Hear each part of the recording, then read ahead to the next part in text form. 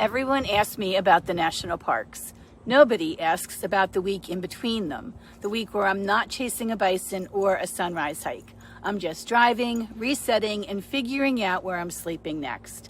This is that week. None of these were national parks.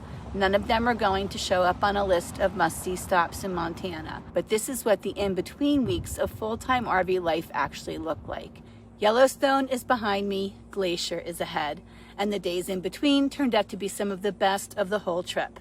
Hey, I'm Nancy, and I've been living and traveling full-time in my RV for over 3 years. I'm making my own lane, and I'm glad you're here. 10 minutes south of Livingston, Montana, there's a campground called Mallard's Rest. I stayed there for 2 nights. I could have stayed for 2 weeks. My site was right on the Yellowstone River. When I looked out my window, all I saw was the current. It felt like I was on a cruise ship, except the view never got old, and no one was trying to sell me a drink package. This is a boat launch area, so the river had life all day. Small rowboats just drifting past, kids in life jackets, birds, and one morning 2 eagles circled overhead for almost an hour fishing. I just stood there and watched, and the weather cooperated too. 80 degrees, full sun, and somehow the air smelled almost like the ocean. 2 nights of sunsets that stopped me mid-task, both nights in a row. And the price for all of this, $7.50 a night.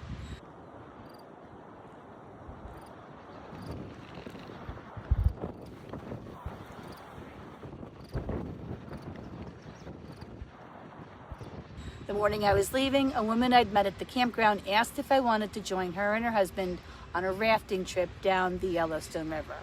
I said yes. So the last thing I did before pulling out of Mallard's Rest was a float down the same river I'd been staring at for 2 days from the water inside my window. That's the kind of stop this was. I would have stayed longer if I didn't already have reservations locked in Glacier. Wow, that was so close.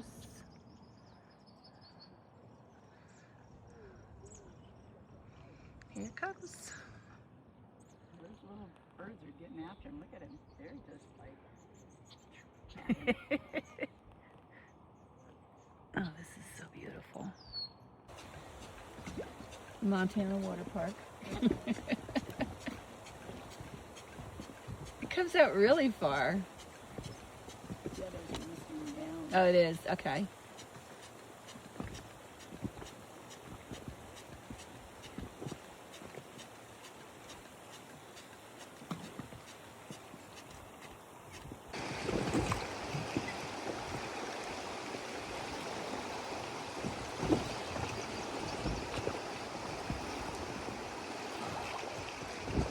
This afternoon I might go up and do the, go down the Yankee Jim Canyon, catch some whitewater.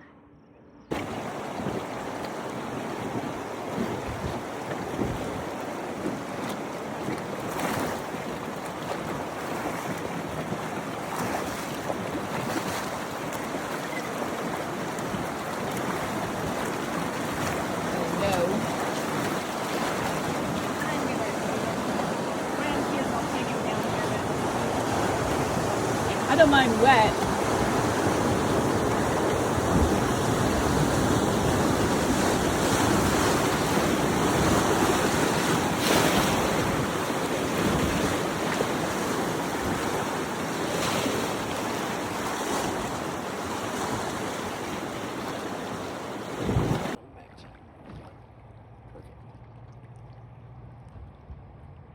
So those cows look like they're on the wrong side of the fence. And I can come and look at rocks. Rock from every country I've been in.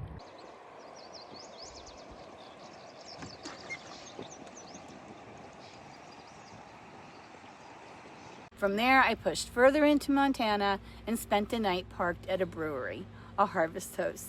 That's one of the things I love about this lifestyle. A good beer, a safe place to park, and I'm set for the night. It's not glamorous, it's not going to be the shot that stops your scroll, but it's real.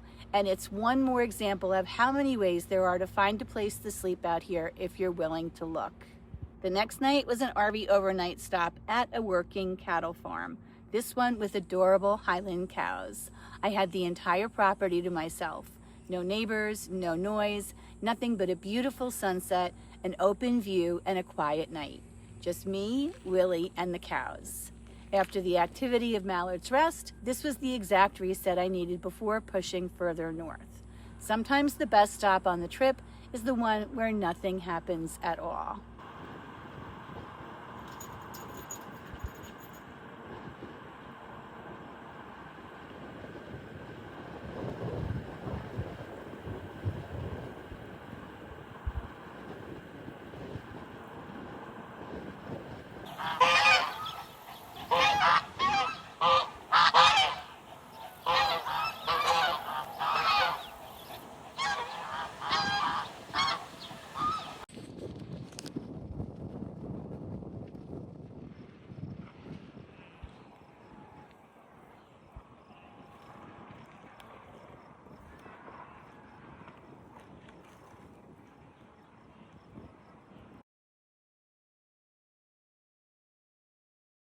My last stop before Glacier was another Harvest Host site at a church, 6 miles south of the park, a level site with electric and water available for $50.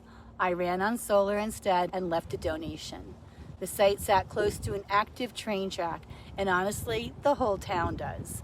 Trains don't bother me. What did bother me, and what really bothered Willie, was an emergency siren that went off randomly with no warning. I chose this stop on purpose. I'd found some dispersed camping options nearby, and I wanted a home base close enough to go scout them out in person before committing. Because of that, I didn't film much here. I genuinely thought I'd be boondocking this stretch, not making content about a church parking lot next to a train track. But that's the honest version of this week.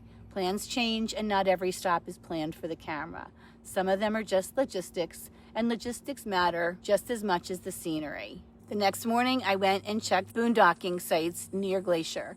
North Fork Road dispersed camping has a 16-day limit, Blankenship Bridge dispersed camping, Glacier Rim River campgrounds, both with 3-day limits during the summer, all first come, first serve with varying degrees of unimproved dirt roads. Blankenship Bridge, which has beautiful sights on the river, but was the most rutted road I've been down on this entire trip, trying to balance my Jeep tires between the ruts that literally were probably about this deep, and I didn't want to do that with my RV.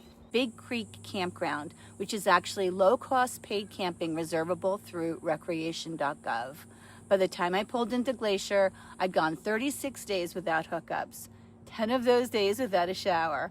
I'd been moving campsites almost daily in a park that's crowded and known right now for being one of the hardest places to boondock in. Limited dispersed sites, high demand, more competition than anywhere else I've seen on this trip, and I just didn't feel like driving my RV down any more rutted dirt roads. So I booked 3 nights through Hipcamp at a place called Camp Caribou, 6 miles from the Glacier entrance on paved roads.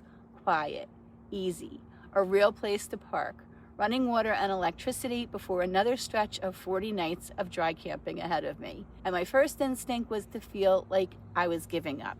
But 36 days without hookups, 10 without a shower, daily site moves in the heat, that's not caving. That's just a lot. Anyone would be tired. Wanting a shower and a place to park that doesn't require a new plan every single day isn't breaking a rule. It's not failing at boondocking. It's reading my own limits correctly and doing something about it instead of just pushing through. 3 years of full-time experience taught me that pushing through isn't always the skill. Sometimes the skill is knowing when to stop and giving yourself a much-needed break and a little bit of spoiling. I am thoroughly enjoying my time at Camp Caribou, and Glacier hasn't even really started yet.